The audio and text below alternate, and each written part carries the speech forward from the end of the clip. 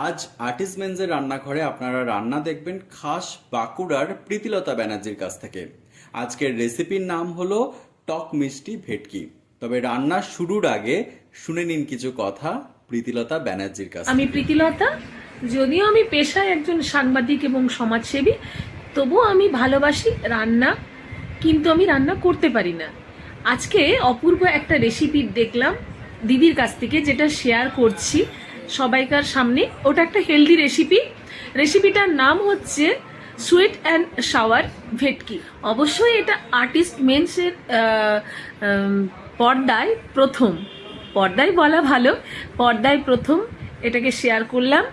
তো আশা করি খুব সহজ এই রেসিপিটা সকলের ভালো লাগবে এবং খুব কম উপকরণ দিয়ে একটা হেলদি ডিশ। রেসিপিটা ভীষণ সহজ। তো রেসিপিটার জন্য যা যা লাগবে, ক্যাপসিকাম, গাজর আর একটা থেকে পেঁয়াজ আর টমেটো আমরা কেটে নিয়েছি।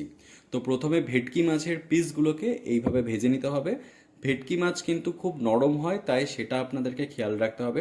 মাছ ভাজা হয়ে গেলে তেলের মধ্যে দিয়ে দিন গাজর আর ক্যাপসিকামগুলো, তারপর দিয়ে দিন পেঁয়াজ আর টমেটোগুলো এবং চিনি আর পরিমাণ মতো নুন অ্যাড করুন। তারপর রান্না করতে থাকুন।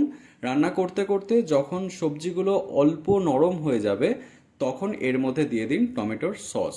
এটাও পরিমাণ মতো দিতে হবে, আর এর সঙ্গে দিতে হবে একটু লেবুর রস। তারপর রান্না করতে করতে এরপর দিয়ে দিতে হবে জল। জলটা দেওয়ার পরেই কিছুক্ষণ ফোটানোর পর আপনাদেরকে অ্যাড করতে হবে মাছের পিসগুলো। মাছের পিসগুলো যখন অ্যাড করবেন সাবধানে থাকবেন যাতে ভেঙে না যায়। এরপর কিছুক্ষণ নাড়াচাড়া করে আমরা ঢাকা দিয়ে দেবো এবং ঢাকা দিয়ে কিছুক্ষণ রান্না করব। ঢাকা দিয়ে এই অবস্থায় আপনাদেরকে যেটা করতে হবে, কর্নফ্লাওয়ারটাকে রেডি করে নিতে হবে। এক বাটি জলের মধ্যে 1 চামচ কর্নফ্লাওয়ার দিয়ে ওটাকে রেডি করে তারপর এই ঝোলের মধ্যে দিয়ে দিতে হবে। তারপর কিছুক্ষণ ফুটিয়ে নিন আর তৈরি আপনার টক মিষ্টি ভেটকি। বাঁকুড়া থেকে প্রীতিলতা ব্যানার্জির এই রেসিপি আর্টিসমেন্সের পর্দায় কেমন লাগলো অবশ্যই জানাবেন।